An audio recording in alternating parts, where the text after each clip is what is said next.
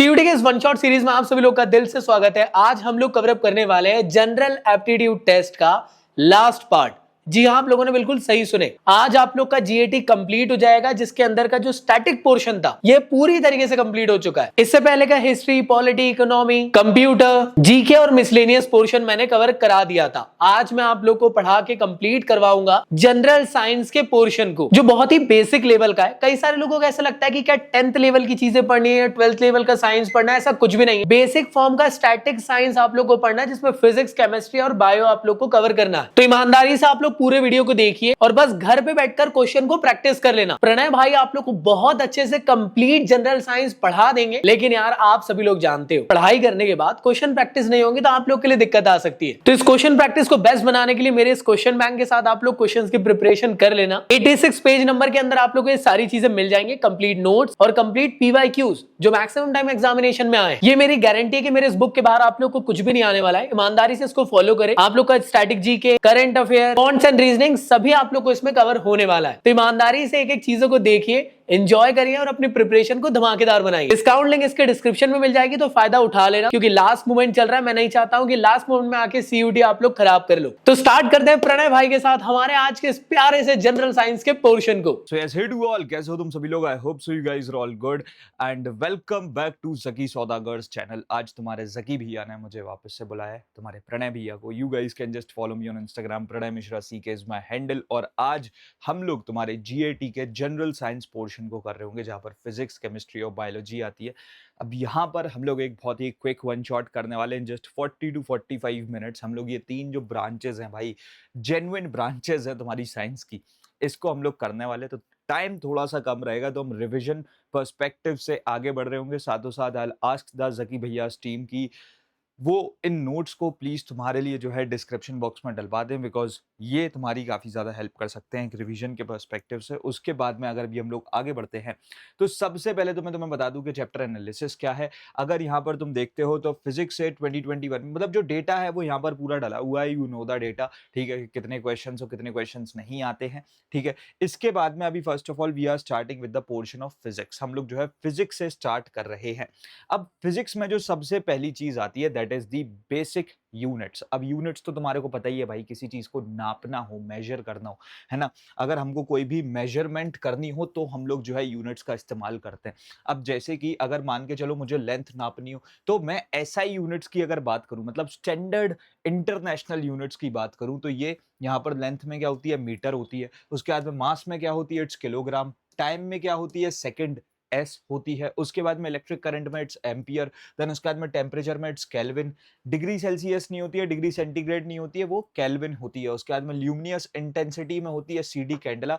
और amount of substance में कितनी होती है, मोल होती है, MOL, ठीक है। उसके बाद में अगर हम लोग कुछ सप्लीमेंट्री यूनिट्स की भी बात कर लेते हैं, तो याद रखना प्लेन एंगल्स को हम लोग हमेशा रेडियंस में जो है कैलकुलेट करते हैं। और उसके बाद में तुम्हारे सॉलिड एंगल्स को हम लोग जो है स्टेरेडियन SR में जो है कैलकुलेट कर रहे होते हैं। सो ये तो कुछ यूनिट्स हो गई जो तुम्हारे को याद रखनी है। उसके बाद में अगर हम लोग मोशन पे आ जाते हैं, जहां पर कुछ डिफरेंट कॉन्सेप्ट्स है, तो देखो यार, मान के चलो अगर हम लोग सिंपली बात करें तुम्हारे डिस्टेंस, डिस्प्लेसमेंट और वेलोसिटी की।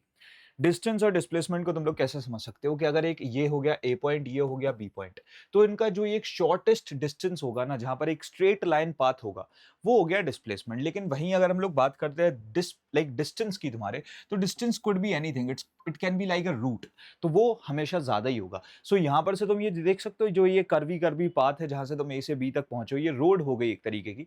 सो ये क्या हो जाता है, distance is the length of path covered, always positive, ऐसा यूनिट मीटर में होती है। और डिस्प्लेसमेंट क्या होता है, डिस्प्लेसमेंट को हम लोग ये बोलते हैं shortest path between the final and initial position, and this can be zero, maybe negative, can be positive, कुछ भी हो सकता है। जैसे A to B जाने में पॉजिटिव हो रहा है, लेकिन अगर मान के चलो कि मैं यहां पर से A to B जाऊं और वापस B से A आ जाऊं, तो फिर यहां पर से मेरा जो डिस्प्लेसमेंट होगा वो तो जीरो हो जाएगा, क्योंकि इनिशियल और फाइनल पोजीशन तो सेम हो गई। उसके बाद में अगर मैं मान के चलो A से इस साइड चला जाऊं, देखो इसमें जो ना डायरेक्शन होता है, इतनी बात समझ लो कि डिस्प्लेसमेंट में जो है यहाँ पर से मैग्नीट्यूड के साथ साथ डायरेक्शन भी होता है। तो अगर तुम लोग एक्स एक्सिस में बात करते हो और यहाँ पर तुम्हारा जीरो है, एक्स एक्सिस में तुम जानते हो यहाँ पर +1 होता जाता है, इधर पे जो है +2 होता जाता है, इधर पे +3 होता जाता है, वेरएज यहाँ पर जो है माइनस तुम्हारा 1 होता है, इधर पे -2 होता है। तो अगर तुम इस डायरेक्शन में बढ़ोगे तो वो तुम्हारा माइनस में कैलकुलेट किया जाएगा। जाएगा, अगर तुम राइट डायरेक्शन में बढ़ोगे तो तुम्हारा पॉजिटिव कंसिडर किया जाएगा। सो डिस्प्लेसमेंट शॉर्टेस्ट पाथ होता है। डिस्प्लेसमेंट याद रखना हमेशा कम ही होता है तुम्हारे डिस्टेंस से। अच्छा, अब इसके बाद में स्पीड क्या होता है? Speed is basically distance upon time. और वही अगर तुम लोग वेलोसिटी निकालते हो, यहां पर भी डायरेक्शन आ जाता है, तो इसके लिए हम लोग क्या यूज करते हैं? Displacement upon time. अब ये तो तुम लोग बचपन से करते हुए आ रहे हो। उसके बाद में एवरेज वेलोसिटी भैया कैसे निकाली जाती है? Average velocity is equals to total displacement upon total time, ये चीज याद रखना।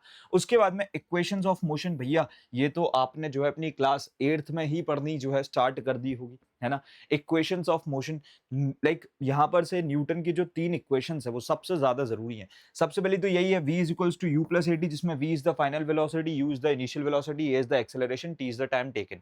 सो v is equals to u plus at, then उसके बाद में s is the displacement, is equals to what? ut plus half at square, और उसके बाद में v square is equals to u square plus 2as। ये तीनों ही इक्वेशंस बहुत ज्यादा जरूरी हैं, और ये तो तुम्हें भाई साहब एक तरीके से फॉर लाइफ याद रखनी है। अब इसके बाद में न्यूटन्स लॉ ऑफ मोशन, ठीक है, लॉ ऑफ मोशन जो होता है, एंड सर्कुलर मोशन क्या है ना। अब हम इस चीज की बात करेंगे। सो न्यूटन्स लॉ ऑफ मोशन क्या है, सर्कुलर मोशन क्या है, इसकी अगर हम बात करते हैं तो सबसे पहले तो यहां पर से हमारे पास में क्या आ जाता है? न्यूटन्स लॉ ऑफ मोशंस आ जाते हैं। तो फर्स्ट लॉ हमसे क्या बोलता था? इट वाज अबाउट इनर्शिया, से लॉ ऑफ इनर्शिया बोलते थे। So every body maintains rest और uniform motion unless an external non zero force acts on it, also called Galileo's law of inertia. ये चीज तुम जानते हो। Like while jumping from a moving bus follow like direction of motion. ये हमसे बोला जाता है कि अगर मान के चलो तुम एक मूविंग बस से जंप कर रहे हो, वैसे करना ही क्यों है, लेकिन अगर मान के चलो उतरने के लिए बहुत स्लो स्पीड पर जंप कर रहे हो, तो तुम उसकी डायरेक्शन में ही जंप करना पड़ेगा, and that is the law of inertia. उसके बाद में सेकंड लॉ क्या था? That force is directly proportional to the product of mass and like acceleration produced, जहां से हमें F is equals to ma वाला जो है फॉर्मूला मिल जाता है।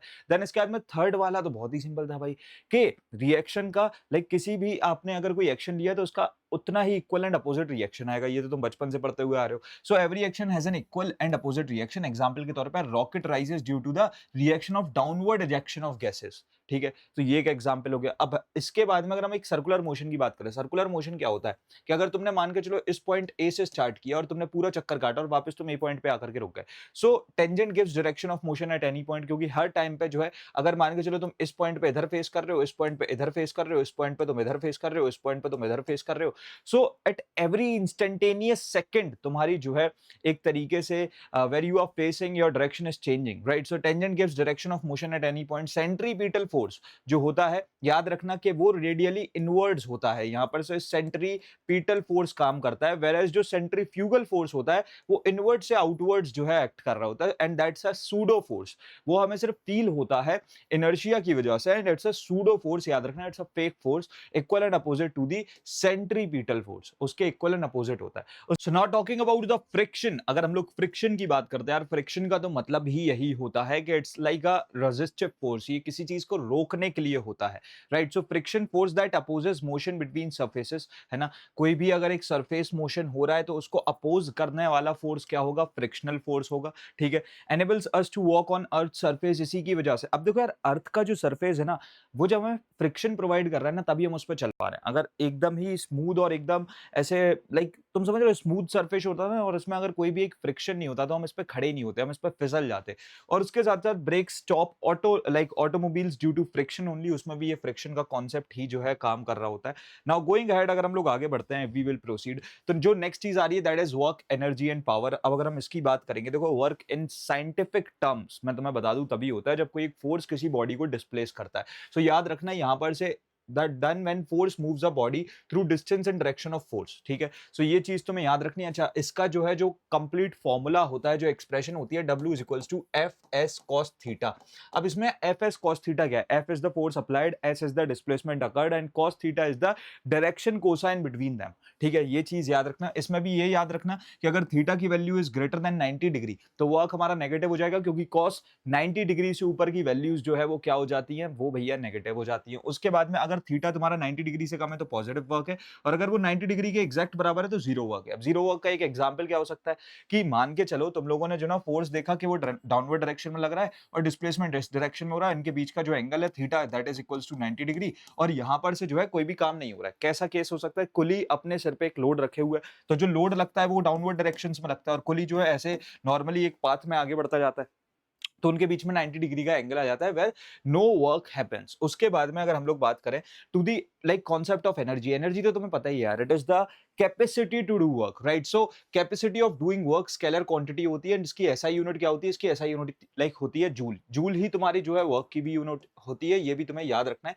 कि जूल ही हमारी जो है वर्क की यूनिट है और जूल ही हमारी एनर्जी की यूनिट है। एक और चीज इसकी, अगर लाइक सीजीएस यूनिट की बात करोगे तो दैट्स अर्ज, ठीक है? और ये याद रखना that 1 joule is equals to 10 to the power 7 erg. ये एक चीज तुम्हारे को याद रखनी है। अच्छा, अब इसमें एनर्जी में और बात करें, हम लोग काइनेटिक एनर्जी का फॉर्मूला बचपन से जानते हैं, K is equals to half mv square. और पोटेंशियल एनर्जी दो तरीके की होती है, ग्रेविटेशनल, इलास्टिक। इलास्टिक का कोई फॉर्मूला नहीं होता, ग्रेविटेशनल का फॉर्मूला होता है U is equals to mgh। अच्छा, इसके साथ साथ याद रखना कि इसमें law of conservation of energy भी अप्लाई होता है in the mechanical energy portion.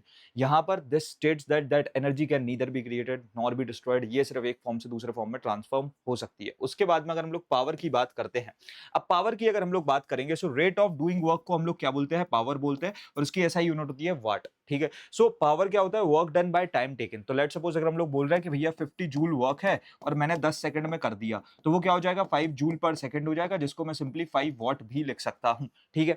1 वाट हार के अंदर जो है 3600 जूल होते हैं और 1 किलोवाट हार के अंदर 3.6 into 10 to the power 6 joule होते हैं, जिसको तुम लोग सिंपली 3.6 मेगा जूल भी लिख सकते हो। और एक हॉर्स पावर में 746 वॉट जो है वो रहे होते हैं, ये तो तुम्हारे को मालूम ही है।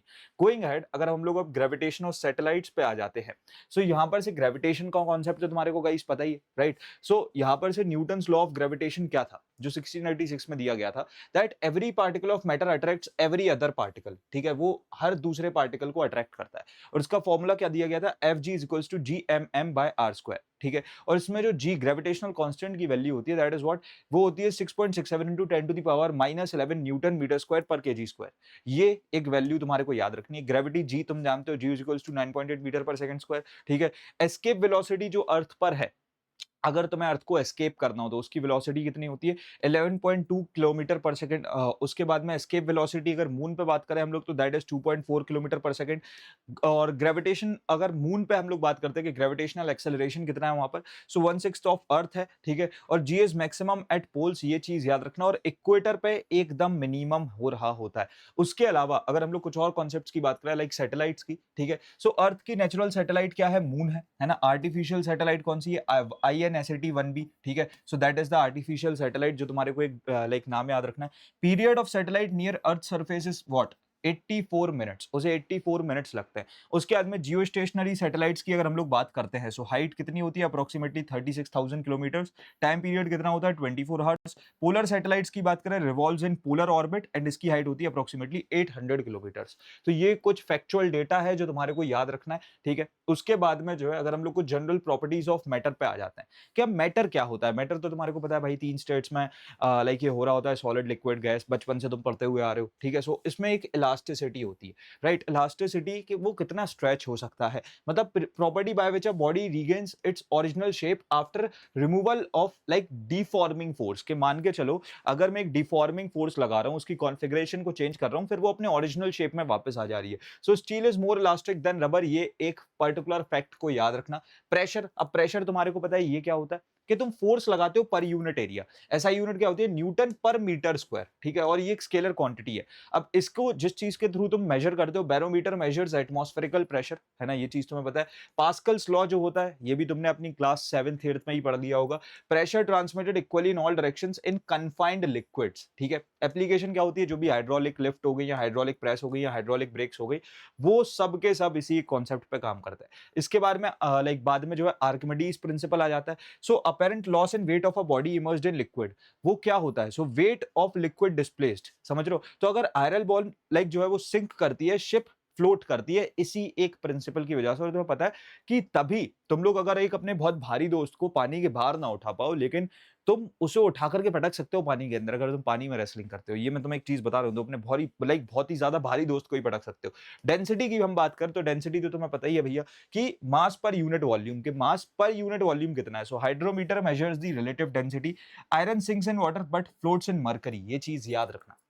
उसके बाद में अगर हम लोग आगे बढ़ते हैं गाइस और नेक्स्ट चीज पे आ जाते हैं, सो that is heat and thermodynamics. अब हीट तो तुम्हारे को पता ही है, हीट का क्या कॉन्सेप्ट होता है? Heat is just nothing but एक काइंड ऑफ एनर्जी है जो कि बॉडी की हॉटनेस या कूलनेस, कि बॉडी कितनी हॉट है या कितनी कोल्ड है, वो चीज हमें बता देती है। सो हीट एंड टेम्परेचर की अगर हम बात करें, हीट की यूनिट्स क्या होती है, कैलोरी होती है, किलो कैलोरी होती है। एक कैलोरी में 4.18 जूल होता है, सेम वे 1 किलो कैलोरी में 4180 जूल होंगे। उसके बाद में अगर हम लोग human like normal human body temperature की बात करें, दैट इज 37 डिग्री सेल्सियस या फिर 98.4 फ़ारेनहाइट। उसके बाद में -40 is where Celsius and Fahrenheit read the same, याद रखना। उसके बाद में silver is the best conductor of heat, ये भी एक चीज होती है। And white roof reflects more heat than the black roof. ठीक है, ये चीज भी तुम्हें याद रखनी है कि व्हाइट रूफ हमेशा, अगर आपके घर की छत व्हाइट है तो वो हमेशा ज्यादा रिफ्लेक्ट करेगी हीट को रेदर देन अ ब्लैक रूफ। उसके बाद में थर्मल एक्सपेंशन की अगर हम लोग बात करें तो वो किस किस तरीके से हो सकता है, लीनियर एक्सपेंशन हो सकता है, सुपरफिशियल एक्सपेंशन हो सकता है, क्यूबिकल एक्सपेंशन किसी भी तरीके से हो सकता है। Specific heat and latent heat, अब देखो स्पेसिफिक हीट में स्पेसिफिक वर्ड सुन के ही तुम्हें क्या लग रहा है कि यार मान के चलो मेरे पास 1 ग्राम पानी है, उसका 1 डिग्री सेल्सियस बढ़ाना है तो कुछ एनर्जी लगेगी। 1 ग्राम कॉपर है, उसका 1 डिग्री सेल्सियस बढ़ाना है तो कुछ एनर्जी लगेगी। So that is very specific, और वो होती है specific heat capacity of the body. So water volume decreases from 0 degree Celsius to 4 degree Celsius. इसको अपन क्या बोलते थे, इसको अपन एनएमएलएस एक्सपेंशन बोलते थे। लेटेंट हीट तुम्हें पता है कि ये होती है जब हम लोग जो है किसी भी स्टेट को चेंज कर रहे होते हैं। मान के चलो हमारी बॉइलिंग के टाइम पे, फ्रीजिंग के टाइम पे, ऐसे टाइम पे। So latent heat of fusion of ice कितनी है, 80 कैलोरीज पर ग्राम है। लेटेंट हीट ऑफ वेपराइजेशन कितनी है, 540 कैलोरीज पर ग्राम है। ये चीज तुम्हें याद रखनी है। फिर उसके बाद में इवेपोरेशन और पेंडुलम, ये क्या कॉन्सेप्ट है भैया, देखो relative humidity measured by the hygrometer. ठीक है, ये एक चीज तुम्हें याद रखना कि रिलेटिव ह्यूमिडिटी को हम लोग हाइग्रोमीटर के थ्रू मेजर करते हैं। इफ लिफ्ट फॉल्स फ्रीली, ठीक है, अगर मान के चलो वो जो भी लिफ्ट है वो that falls freely, time period of pendulum क्या हो जाता है, वो इनफाइनाइट हो जाता है कि अगर वो एकदम फ्रीली सस्पेंड किया गया है, कोई रेजिस्टिव फोर्स है ही नहीं।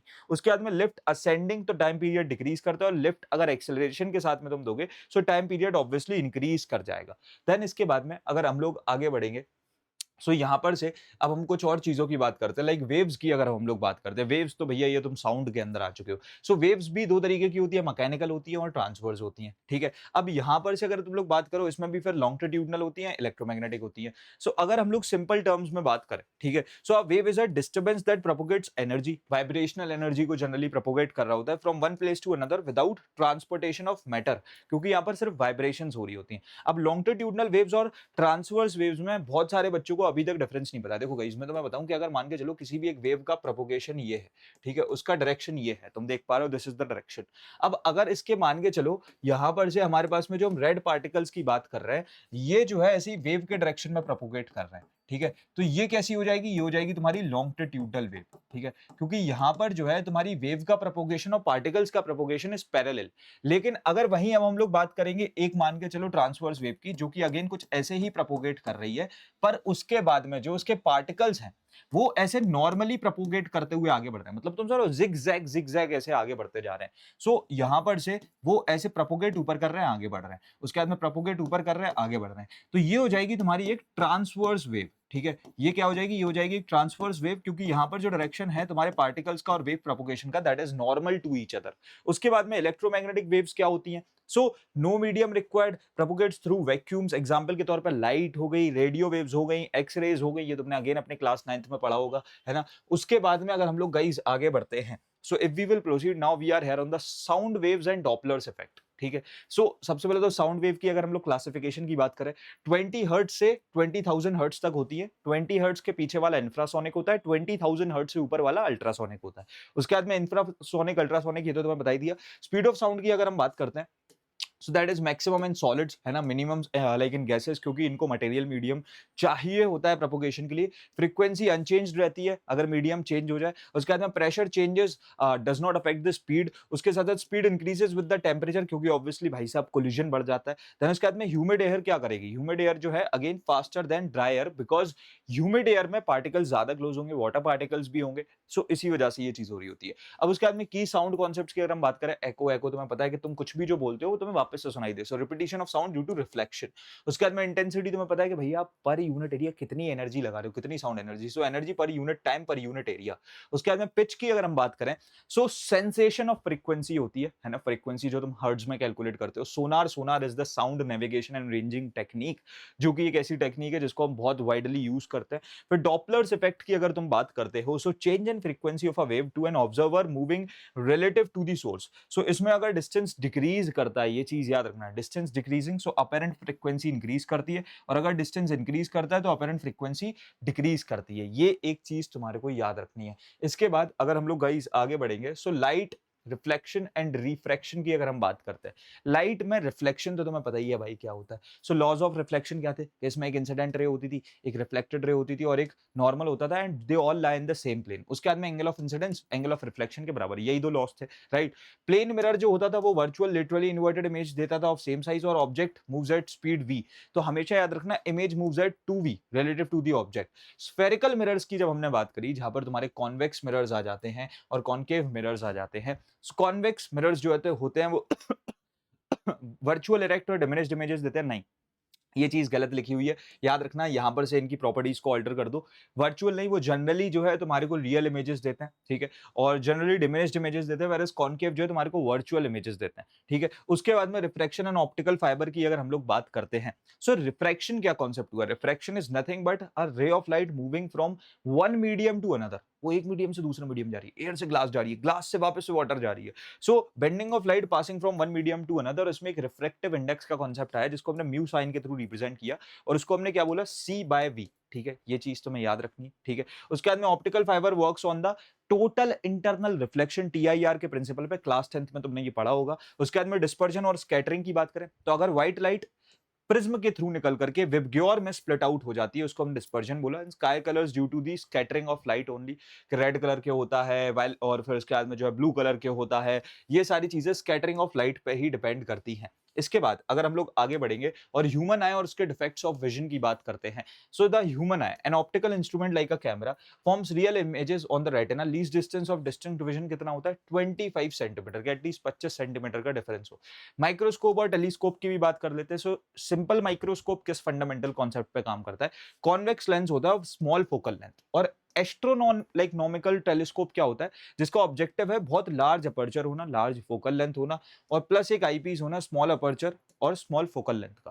फिर उसके बाद में आई डिफेक्ट्स और कुछ के करेक्शंस की बात करें, सो मायोपिया, मायोपिया क्या होता है, जब आपको जो है basically you can not see distant objects, आप दूर की चीजें नहीं देख पाते हो, ठीक है, और इसमें एक कॉनकेव लेंस के थ्रू आप करेक्शन कर सकते हो। फिर उसके बाद में हाइपरमेट्रोपिया क्या होता है, can not see near objects, आप पास की चीजें नहीं देख पाते हो, इसमें आप कॉन्वेक्स लेंस के थ्रू करेक्शन कर सकते हो। प्रेस बायोपिया क्या होता है, आप ना ही दूर की ना पास की कोई चीज नहीं देख पाते हो, इसमें भी अगेन एक बायफोकल लेंस लगता है। फिर एस्टिग्मेटिज्म क्या होता है, कैन नॉट सी हॉरिजॉन्टल और वर्टिकल लाइंस, आप उनको प्रॉपर्ली नहीं देख पाते हो, और उसमें एक सिलेंड्रिकल लेंस की हमारे को रिक्वायरमेंट होती है। इसके बाद अगर गाइस हम लोग आगे बढ़ेंगे, so now the next thing coming up is, यहाँ पर से ये थोड़ा सा लोड हो रहा है, okay. So now the next thing coming up is electricity. अब इलेक्ट्रिसिटी भी तुमने थोड़ा बहुत तो पढ़ा ही है भाई, है ना। सो इलेक्ट्रिसिटी क्या है, इसमें सबसे पहले तो एक इलेक्ट्रिक चार्ज आ जाता है। चार्ज तो तुम्हारे को पता है होता ही क्या है, सो it is the basic property producing electric and magnetic effects, है ना। SI यूनिट कूलम होती है। Like charges repel each other, जो लाइक चार्जेस होते हैं, लाइक पॉजिटिव पॉजिटिव, ये एक दूसरे को रिपेल करेंगे, लेकिन वहीं अगर एक नेगेटिव पॉजिटिव हो जाएगा तो वो एक दूसरे को अट्रैक्ट करेंगे। फिर उसके बाद में इलेक्ट्रिक करंट क्या होता है, it is the rate of flow of charge. SI unit इसकी एम्पियर होती है, और ये एक स्केलर क्वांटिटी है। देन इसके बाद में अगर हम लोग ओम्स लॉ पे आ जाते हैं, ओम्स लॉ तो भैया ये बनाया गया था अपने खुद के पर्टिकुलर कंडक्टर्स के लिए, right. So I is equals to VIR, like V/R, ये फॉर्मूला इसी के थ्रू निकाला गया था। So current proportional to voltage, metal resistance increases with temperature and semiconductor resistance decrease करती है, ये चीज याद रखना। मैग्नेट्स की बात करें, मैग्नेट्स तो भाई साहब ये freely suspended like magnet points होते हैं जो नॉर्थ साउथ में लाया करते हैं। Like poles repel and unlike poles, यहाँ पर याद रखना कि वो एक दूसरे को अट्रैक्ट करते हैं। इलेक्ट्रोमैग्नेटिक, लाइक इलेक्ट्रोमैग्नेट किस किस चीज में यूज होती है, तुम्हारी इलेक्ट्रिक बेल्स में जो स्कूल्स में होती है ना, टिंग टिंग टिंग टिंग टिंग, वो वाली बेल्स में यूज होती है, ट्रांसफॉर्मर्स में यूज होती है, डायनामोज में यूज होती है, ठीक है। एंड उसके साथ साथ एमीटर, एमीटर तो तुम्हें पता ही है, एमीटर क्या होता है भाई, ये तुम्हारे एक तरीके से मेजर करता है करंट को। सो मेजर्स करंट। वोल्ट मीटर जो है वो तुम्हारे पैरेलल लाइक कनेक्शंस में लगाया जाता है ना, और ये तुम्हारे पोटेंशियल डिफरेंस को मेजर करता है। फिर उसके बाद में फ्यूज वायर जो होती है, it is the alloy of copper and tin and lead with low melting point, ठीक है। उसके बाद में अगर हम लोग आगे बढ़ेंगे to the next portion, and that is the atomic and nuclear physics. Radioactivity के सिंपल कॉन्सेप्ट पे तुम आ चुके हो, यहाँ पर अल्फा बीटा गामा चलता है। सो यहाँ पर कैथोड रेज और एक्स रेज की अगर हम सबसे पहले बात करें, सो कैथोड रेज डिस्कवर किसने करे थे, सर विलियम क्रूक ने, है ना। Travelled in the straight line, produces the fluorescence deflected by the electric and magnetic fields. X rays में और क्या खासियत है, they are the electromagnetic waves, और इनकी जो वेवलेंथ है वो है 0.1 एंगस्ट्रॉम से 100 एंगस्ट्रॉम। ये याद रखना, ये एंगस्ट्रॉम का साइन होता है। फिर उसके बाद में X rays discovered by the Roentgen, ये क्या थे, they show the photoelectric effect, है ना। उसके बाद में रेडियो एक्टिविटी, अब रेडियो एक्टिविटी क्या है ना, ये सब एटॉमिक पार्टिकल्स की स्टडी है, अल्फा बीटा गामा की, discovered by Henri Becquerel, madam Curie and Pierre Curie, ठीक है, एंड इनको नोबेल प्राइजेस भी मिले थे, याद रखना।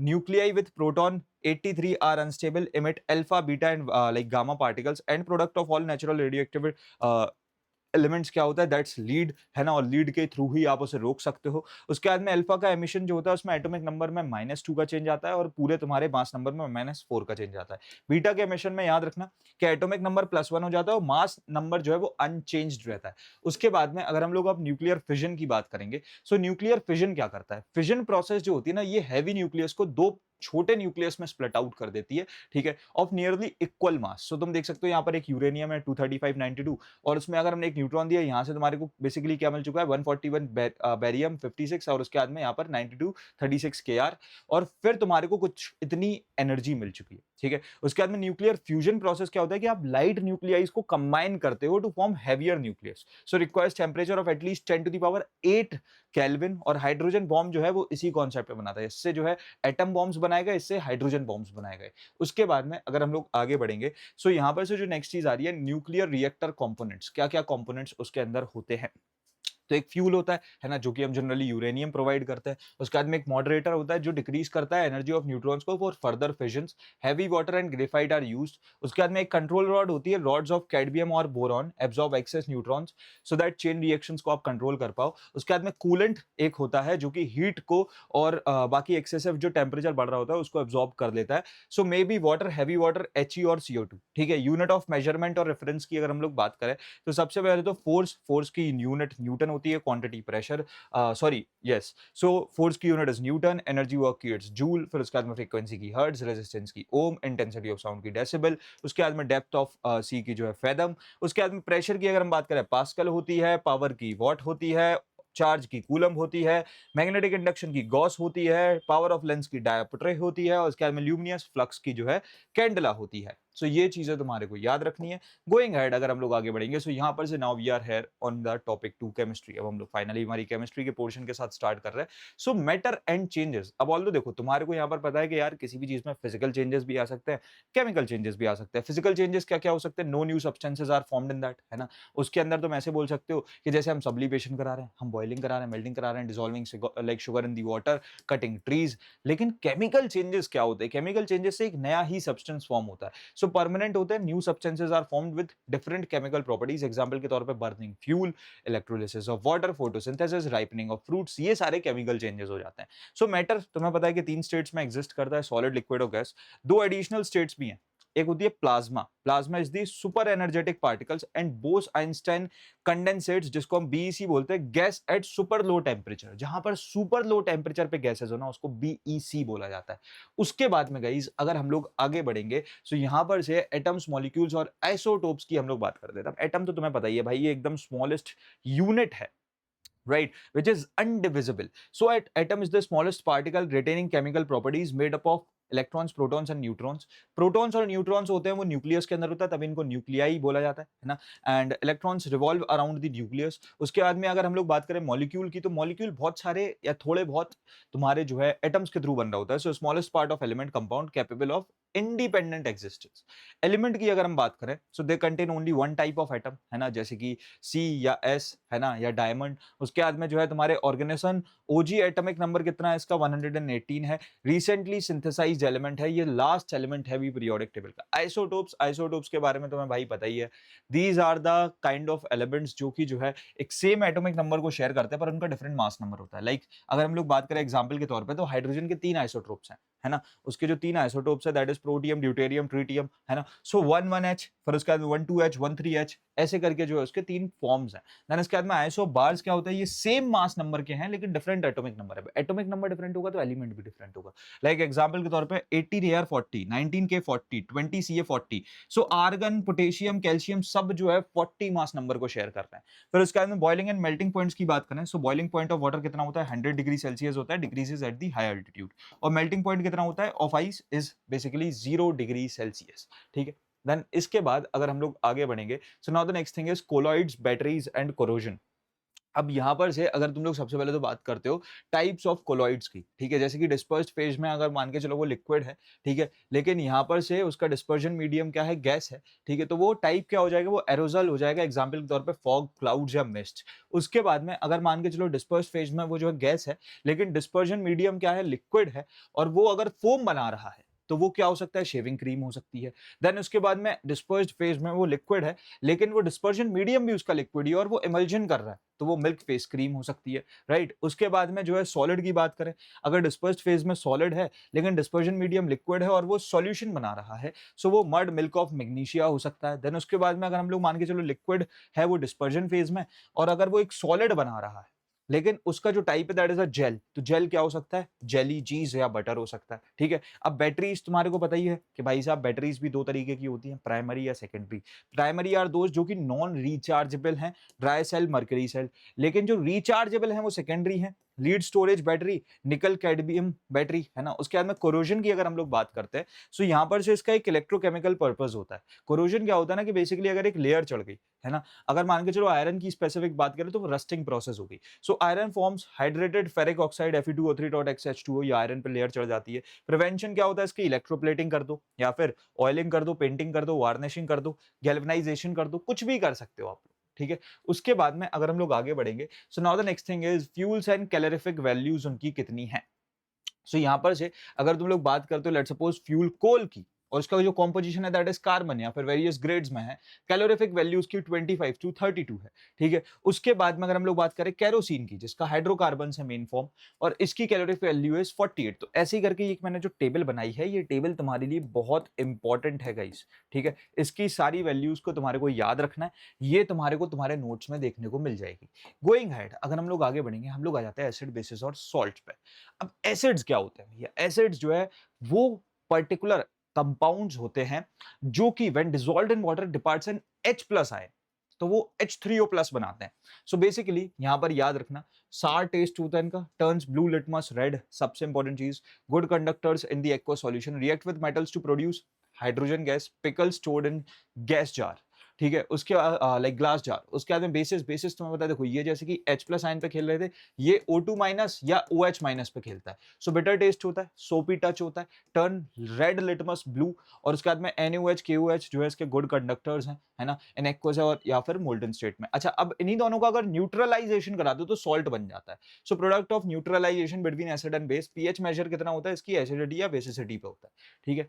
अब इसके बाद में अगर हम कुछ कार्बन कंपाउंड्स की बात करते हैं, जो कि अगर मान के चलो CO2 की अगर हम बात करें, सो बेसिकली एक एसिडिक ऑक्साइड है यूज्ड इन दी फोटोसिंथेसिस, और ये लाइम वाटर को क्या कर देता है, मिल्की कर देता है। CO कार्बन मोनोऑक्साइड, ये जो एक न्यूट्रल ऑक्साइड है, जो कि 200% या फिर ऐसा बोल दो कि भाई 200x more affinity for haemoglobin, तभी ये जो है एक पॉइजनिंग भी कर देता है, राइट।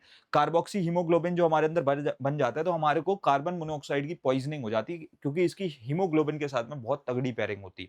फिर उसके बाद में प्लास्टर ऑफ पेरिस, ये क्या भी है, that is CaSO4 dot like half H2O prepared by the heating gypsum. Gypsum का फॉर्मूला याद रखना है, CaSO4 डॉट 2H2O। उसके बाद में at 373 kelvin sets into hard gypsum on mixing with water. Portland cement की अगर हम बात करें, तो यहाँ पर क्या क्या है, CaO है जिसमें 50-60%, एल्यूमिना में 5-10%, और MgO में 2-3% की लाइक कंट्रीब्यूशन होती है। Gypsum added to decrease setting rate. Mortar याद रखना है, इसके अंदर क्या क्या होता है, सैंड, सीमेंट और वाटर। कंक्रीट के अंदर क्या क्या होता है, ग्रेवल, सैंड, सीमेंट और वाटर। फिर उसके बाद में RCC के अंदर क्या क्या होता है, concrete, steel bars for roofs and bridges, ठीक है। सो ये कुछ कॉम्पोजिशन वाली बेसिक बेसिक चीजें हैं गाइस जो तुम्हारे को याद रखनी है, ठीक है। इसके बाद में अगर हम ग्लास, मेडिसिन और पॉलीमर्स पे आ जाते हैं, सो कलर्ड ग्लासेस में ये चीज बहुत इंपॉर्टेंट है, बहुत एक इंपॉर्टेंट टेबल है कि क्या क्या उनके सब्सटेंसेस एडेड होते हैं। रेड कलर की हम लोग कॉपर ऑक्साइड CuO को ऐड करते हैं, ग्रीन के लिए हम लोग क्रोमियम ऑक्साइड को ऐड करते हैं, रूबी रेड के लिए हम लोग गोल्ड क्लोराइड को ऐड करते हैं, ब्लू के लिए हम लोग कोबाल्ट ऑक्साइड को ऐड करते हैं, ब्राउन के लिए हम लोग आयरन ऑक्साइड को ऐड करते हैं। उसके अलावा मेडिसिन की अगर हम लोग बात करें, सो लाइक एनाल्जेसिक्स हैं अगर हमारे पास में, दे रिड्यूस द पेन, है ना, ये एस्पायरिन या मॉर्फिन के फॉर्म में होती है। फिर उसके बाद में ट्रैंकुलाइजर्स की बात करें जो कि स्ट्रेस को ट्रीट करता है, वेलियम या इक्वेनिल के फॉर्म में होती है। एंटीसेप्टिक की बात करें तो ये माइक्रो ऑर्गेनिजम्स को किल करती है, जो कि डेटॉल या आयोडीन के फॉर्म में होती है। एंटीबायोटिक जो माइक्रो ऑर्गेनिजम्स को डिस्ट्रॉय करती है, वो पेनिसिलिन के फॉर्म में होती है। एंटासिड्स की अगर हम लोग बात करें, सो रिड्यूस एसिडिटी, जो कि बेकिंग सोडा हो गया। उसके बाद में एंटी मलेरियल की अगर हम बात करें, तो ये मलेरिया को क्योर करती है, और इसमें क्लोरोक्विन हो जाता है एग्जाम्पल के तौर पे। So polymers are high molecular weight compounds, है ना। पॉलीमराइजेशन भी हम जब करते हैं तो हम छोटे छोटे कंपाउंड्स को डालकर के एक बड़ा कंपाउंड बनाते हैं। So they are generally a very big compound formed by polymerization of monomers. They are the backbone of the plastics, fibers, paints and varnishes the industries. ठीक है, उसके बाद में अगर हम लोग आगे बढ़ेंगे, so if we will proceed, so यहाँ से जो नेक्स्ट चीज आ रही है, कुछ इंडस्ट्रियल कंपाउंड्स आ रहे हैं जिसकी मैंने एक पूरी टेबल बना दी है। ये बहुत ही इजी सी टेबल है जो तुम्हें नोट्स में मिल जाएगी और तुम्हें इस पूरी टेबल को जो है अच्छे तरीके से याद रख लेना है। ठीक है, इसमें जितने भी कंपाउंड्स हैं दे आर वेरी इंपॉर्टेंट। उसके बाद अगर हम लोग आगे बढ़ेंगे गाइस, सो यहाँ से जो नेक्स्ट चीज आ रही है, अब हम लोग आ चुके हैं तुम्हारे बायोलॉजी पे और बायोलॉजी में हम लोग करने वाले हैं डिफरेंट डिफरेंट चीजों की बातें। ये starting with the branch of biology, ठीक है, और यहाँ पर तुम लोगों को जो है बात करनी पड़ती है अबाउट द लाइफ। और याद रखना कि इस वाली ब्रांच में तुम्हारे को काफी टर्म्स को याद रखना पड़ेगा, काफी सारी चीजों को याद रखना पड़ेगा। तो सबसे पहले तो it is a scientific study of life, है ना, जो कि it's coined by Lamarck and Treviranus, है ना, and Aristotle is the father of biology and zoology and it includes botany. Botany is the branch of plants and फिर उसके बाद में zoology जो कि animals पे based है। उसके अलावा अगर हम लोग बात करें क्लासिफिकेशन की, जो विटेकर ने 1969 में कर दिया था, उन्होंने जो है 5 किंगडम्स में पूरी बायोलॉजी को जो है डिवाइड किया था and that was Monera, protista, fungi, Plantae and animalia. अगर इसमें तुम्हारे को मोनेरा नहीं पता है क्या होता है, so Monera is basically bacteria and mycoplasma and virus जो प्रोटिस्टा होता है दैट इज प्रोटोजोआ, जिसके अंदर यूनिसेलुलर यूकारियोट्स होते हैं। ठीक है, और बायनोमियल नोमेनक्लेचर की अगर हम लोग बात करें तो यहाँ पर से it's developed by the Carolus Linnaeus, है ना, एंड यहाँ पर से it's like there in the 18th century, जहाँ पर इसका जो साइंटिफिक नेम है that is genus plus species, है ना। एंड वायरसेस एंड वायरॉइड्स की अगर हम लोग बात करते हैं, सो वायरसेस जो होता है these are the submicroscopic obligate intracellular parasites of nucleoprotein, है ना। एंड यहाँ पर से टीएमवी जो था that was the first crystallised by WM Stanley. और इसके अलावा अगर हम वायरॉइड्स की बात करें तो ये smallest infectious single stranded RNase होते हैं। ठीक है, जो कि किसने डिस्कवर किए थे, टीओ डायनर ने जो है डिस्कवर किए थे। फिर उसके बाद में जो सेल थ्योरी होती है जो स्क्लिडीन और स्क्वान ने दी है, सो सेल क्या होती है, it is the like structural and functional unit of life, ये तो तुम्हें पता ही है ना। एंड प्रोकारियोटिक होती हैं जिनके अंदर कोई न्यूक्लियस नहीं होता और यूकारियोटिक होती है जिनके अंदर न्यूक्लियस होता है और कुछ सेल ऑर्गेनेलीज होते हैं। अब ये चीज तो तुम्हें पता ही है, तुम काफी बचपन से ही पढ़ते हुए आ रहे हो। ठीक है, अब ह्यूमन सिस्टम्स में अगर हम सबसे पहले तो डाइजेशन और रेस्पिरेशन की बात कर लेते हैं, तो सबसे पहले तो अगर हम डाइजेशन की बात करें, डाइजेशन का मतलब क्या है कि तुम इतना जो कॉम्प्लेक्स खाना खाते हो ये अंदर जाकर के बहुत सिंपलर सब्सटेंसेस में टूट जाता है। So food converted into simpler components by digestive enzymes. अब इसमें एंजाइम्स कौन कौन से है, जैसे कि सेलेवरी एमाइलेज, है ना, जिसका सोर्स क्या है, सेलेवरी ग्लैंड्स है। सबस्ट्रेट क्या होता है इसका, पॉलीसैकेराइड्स, है ना। उसके बाद में अगर हम लोग पेप्सिन की बात करें जो कि स्टमक मुकोसा में जो है पाए जाते हैं, सो यहाँ पर से ये सबस्ट्रेट किस में तोड़ देते हैं, प्रोटीन्स में तोड़ देते हैं। फिर उसके बाद में ट्रिप्सिन, है ना, जो कि पैनक्रियाज में पाया जाता है, ये प्रोटीन्स में अगेन तोड़ देते हैं। लिपेज जो कि जो है बेसिकली अगेन पैनक्रियाज में पाया जाता है, ये तुम्हारे को जो है ट्राइग्लिसराइड्स में तोड़ देते हैं। फिर उसके बाद में जो है सक्रेज या मेल्टेज जो होता है वो कि स्मॉल इंटेस्टाइन में पाए जाते हैं और ये जो है डाइसैकेराइड्स में जो है सारी चीजों को तोड़ देते हैं।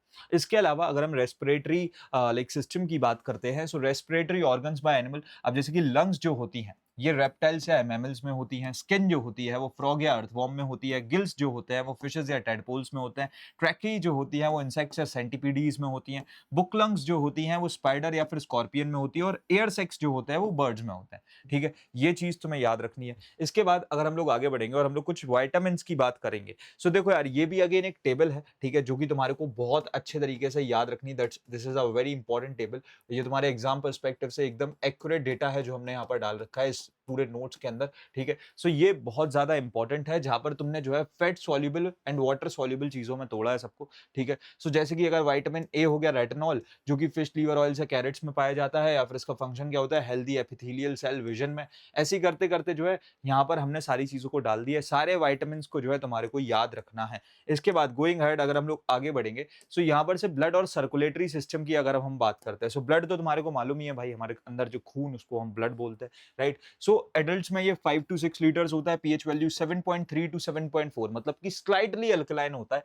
प्लाज्मा में जो है ये पेल येलो होता है 60% of the blood volume and 90 to 92% इसका पोर्शन जो ना वो वाटर होता है। आरबीसी तुम्हें पता है ये क्या होती है भैया, रेड ब्लड सेल्स होती है ना, and they are non nucleated, इनके अंदर न्यूक्लियस नहीं होता बिकॉज वेस्ट ऑफ एनर्जी ना हो जाए। दे कंटेन हीमोग्लोबिन, न्यूट्रोफिल्स यहाँ पर से जो है that is 65%, this is a kind of a WBC।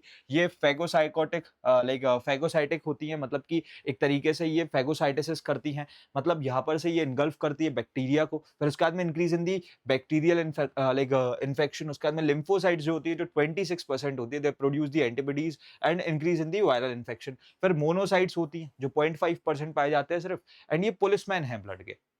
They increase in the tuberculosis. Platelets होती है, ब्लड प्लेटलेट्स भी तुम्हें पता होगा, नॉन न्यूक्लिएटेड होती है, लाइफ स्पैन इनका 8 से 10 दिन का होता है। उसके बाद में अगर हम लोग बात करेंगे ब्लड ग्रुप्स की, तो 4 ब्लड ग्रुप्स होते हैं, तुम्हें पता है, O, A, B, A B. So basically O is the universal donor and A B is the universal like recipient. अब यहाँ पर से ओ की अगर हम बात करें, इसके अंदर किसी का भी एंटीजन नहीं है। इसके लिए मैं तुम्हें एक और बहुत सिंपल टर्म्स में एक टेबल बना देता हूँ, जिससे तुम्हें और बेटर तरीके से समझ में आ जाएगा। ऐसे रखो ओ को, ऐसे रखो ए बी को, ठीक है, ऐसे ऊपर रखो ए को, नीचे रखो बी को। अब ओ जो है वो सबको ब्लड दे सकता है ना, और उसके बाद में ए बी जो है वो सबसे ब्लड रिसीव कर सकता है। अब ये चीज याद रखना, ओ सिर्फ ओ से ही रिसीव कर सकता है, ए जो है वो ओ और ए से रिसीव कर सकता है, बी जो है वो ओ और बी से रिसीव कर सकता है, ठीक है, और ए बी तो सबसे रिसीव कर ही सकता है। इस तरीके से तुम लोग जो है सिंपली याद रख सकते हो। हार्ट की भी अगर हम लोग बात करें, ह्यूमन हार्ट जो है मायोजेनिक है, इनिशिएटेड बाय एसए नोड, है ना, और यहाँ पर सीनोएट्रियल नोड होती है, जो कि हमारा पेसमेकर होता है इन द राइट एट्रियम। और उसके बाद में हार्ट के जो साउंड्स होते हैं वो लब डब साउंड्स होते हैं, है ना। लब is the first sound, dub is the second sound. उसके बाद में जो है ब्लड प्रेशर जो होता है वो 120 रहता है, जो कि सिस्टोलिक है, और 80 होता है डायस्टोलिक। MMHG में जो है हम लोग उसकी बात कर रहे होते हैं, ठीक है। उसके बाद अगर हम लोग बात करेंगे, आगे बढ़ेंगे, सो अब हम आ जाते हैं तुम्हारे एक्सक्रीशनल और नर्वस सिस्टम। एक्सक्रीटरी सिस्टम तो तुम्हें पता ही है भाई, ये किडनीज के अंदर जो है पूरा काम कर रहा होता है। सो ह्यूमन एक्सक्रीशन जो है, इसमें जो स्ट्रक्चरल यूनिट है that is nephron, structural and functional unit of kidney, है ना। यूरिन इसमें 95% वाटर होता है, 2% सॉल्ट्स होता है, 2.6% यूरिया होता है जो हमें अपनी बॉडी से डिस्पोज करना होता है, एंड 0.3% यूरिक एसिड्स होता है। यूरिन की जो पीएच वैल्यू है that is like mildly acidic, क्योंकि 6.0 होती है, and colour due to urochrome. Urochrome की वजह से, इट्स द पिगमेंट जिसकी वजह से लाइक यूरिन का येलो कलर होता है। उसके बाद में वॉल्यूम 2 लीटर पर डे जो है ये बन रही होती है। एक्सक्रीटरी ऑर्गन्स बाय एनिमल्स की अगर हम बात करें, सो अमोबियाज में जो है बेसिकली कॉन्ट्रेक्टाइल वैक्यूल्स होते हैं।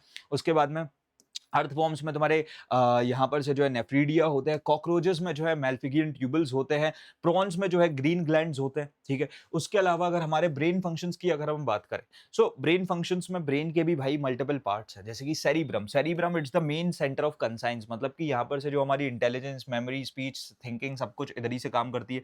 हाइपोथैलेमस जो है ये बॉडी टेम्परेचर, एपेटाइट और इमोशंस और मेटाबॉलिज्म को जो है एक तरीके से रेगुलेट कर रही होती है। फिर सेरिबेलम की अगर हम बात करें, ये बॉडी पॉस्चर में जो हेल्प करती है, so involuntary muscular coordination, posture and equilibrium. Medulla oblongata जो होता है ये heart rate, breathing, blood pressure में जो है काम कर रहा होता है। और मिड ब्रेन जो होता है हमारा, वो रिफ्लेक्स सेंटर होता है for visual and auditory sensations, ठीक है।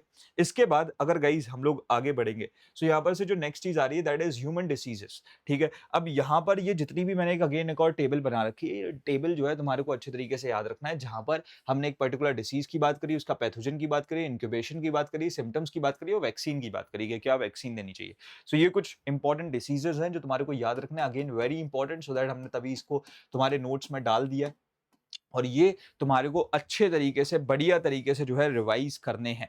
इसके बाद में अगर हम लोग आगे बढ़ेंगे, सो हम लोग कुछ फिर तुम्हारी इंपॉर्टेंट वैक्सीन्स पे आ जाते हैं, ठीक है, और इनकी डिस्कवरीज पे आ जाते हैं। सो 1786 में जो है स्मॉल पॉक्स को बेसिकली एडवर्ड जेनर ने जो है डिस्कवर किया था। फिर 1880 में कोलेरा को जो है बेसिकली डिस्कवर किया गया। 1954 में पोलियो को डिस्कवर किया गया। 1960 में मीजल्स को, एंड 69 में रेबीज को, ठीक है। सो यहाँ पर से इनके जो की एंटीबायोटिक सोर्सेज हैं, ठीक है। अब जैसे कि अगर मान के चलो पेनिसिलिन है, तो वो पेनिसिलियम नोटाटम में जो है पाया जाता है, और उसके बाद में इट्स यूज्ड अगेन टॉन्सिलिट्स या गोनोरिया या फिर निमोनिया, ठीक है। तो इन सारी चीज में इट्स यूज्ड। सो ऐसी करके again it's also a very important table for antibiotics, ठीक है, टेबल फॉर एंटीबायोटिक्स, जो भी अगेन तुम्हारे को पूरा अच्छे तरीके से याद रखना है, ठीक है। इसके बाद अगर हम लोग आगे बढ़ेंगे, सो यहाँ से जो नेक्स्ट चीज आ रही है that is your ecology and environment, ठीक है। सो इकोसिस्टम की अगर हम लोग सबसे पहले तो बात करते हैं, व्हाट्स इकोसिस्टम? इकोसिस्टम क्या होता है भैया? So all organisms in a given area interacting with the physical environment leads to defined trophic structure, biotic diversity and material cycles, उसको हम लोग क्या बोलते हैं? इकोसिस्टम बोलते हैं। अब बायोस्फीयर क्या होता है? ये एक अर्थ का ऐसा जोन है वेयर लाइफ इज फाउंड, जहां पर लाइफ एग्जिस्ट करती है, includes troposphere, hydrosphere and lithosphere.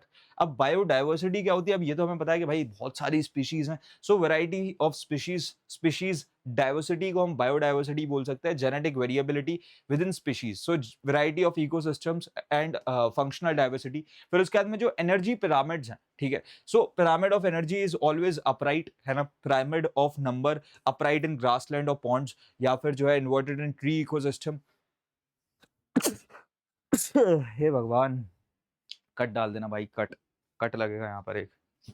Yes, so pyramid of biomass inverted in the pond ecosystem, ये चीज तुम्हारे को याद रखनी है। उसके बाद गाइस अगर हम लोग आगे बढ़ते हैं, सो यहाँ पर से पॉल्यूशन एंड एनवायरमेंटल इश्यूज की अगर हम लोग बात करेंगे, सो पॉल्यूशन पे हम आ चुके हैं। पॉल्यूशन तो तुम्हें पता है होता ही क्या है।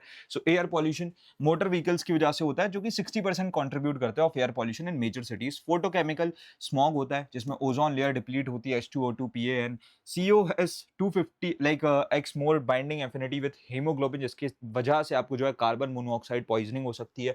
फिर नॉइज पॉल्यूशन जो होता है, measured in the decibel, sound beyond 60 decibel is considered as noise. उसके बाद में एसिड रेन एंड ओजोन पे अगर हम आ जाते हैं, सो एसिड रेन जो होती है ना, ये H2SO4 और HNO3 को कंपोज करती है as the main primary acids. इसमें क्लोरोफ्लोरोकार्बन्स होते हैं, release the free chlorine atoms causing ozone depletion. And nitrate fertilisers causes blue baby syndrome, जिसको हम लोग क्या बोलते हैं? मेथमोग्लोबिनाइन बोलते हैं, ठीक है। इसको हम क्या बोलते हैं एग्जैक्टली? मेथेमोग्लोबिनेमिया, ठीक है। ये वर्ड को तुम्हें याद रखना है। उसके बाद में जो है वाटर पॉल्यूशन और रीमीडिएशन की अगर हम बात करें, सो वाटर पॉल्यूशन अगेन हमारी वाटर बॉडीज को एक तरीके से खराब करना। So sewage is the major source of water pollution, जहाँ पर प्रॉपर सीवेज सिस्टम नहीं है, ठीक है। उसके बाद में जो है bioremediation using microorganisms to remove the pollutants, like example के तौर पे ऑयल जेपर बाय TERI।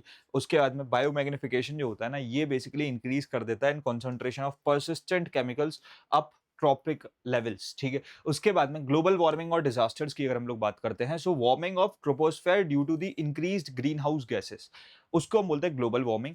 चेर्नोबिल डिजास्टर जो हुआ था, जो यूक्रेन में हुआ था, USSR, जो कि जो है 26 अप्रैल 1986 में हुआ था, ये न्यूक्लियर पावर स्टेशन के एक्सप्लोजन की वजह से ही हुआ था। एंड कोरल ब्लीचिंग जो है, ब्रेकडाउन ऑफ कोरल जुजैंथली रिलेशनशिप, ठीक है। ये चीज है, कुछ तुम्हारे को टर्म्स जो है याद रखने हैं। इसके बाद अगर हम लोग गाइज आगे बढ़ते हैं, सो हम लोग नेक्स्ट आ जाते हैं तुम्हारे बायोटेक्नोलॉजी पे, ठीक है। सो ये जेनेटिक इंजीनियर है और क्लोनिंग है, एक तरीके से एक प्रोसेस है, ठीक है। तो सबसे पहले तो की बायोटेक्नोलॉजी कॉन्सेप्ट्स क्या क्या है? बायोटेक्नोलॉजी फर्स्ट ऑफ ऑल होती क्या है? Use of living things in engineering, technology and medicine, उसको हम बोलते हैं बायोटेक्नोलॉजी।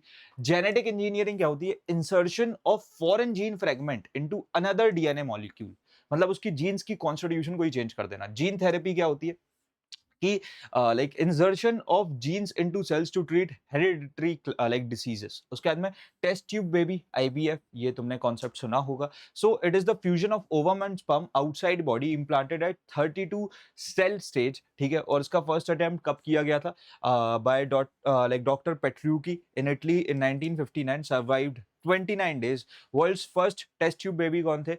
लुइस जॉय ब्राउन, है ना, जो कि 25 जुलाई 1978 में पैदा हुए थे in great Britain. And India's first was Harsha Mumbai, who was there in जो कि पैदा हुए थे 6 अगस्त 1986 में।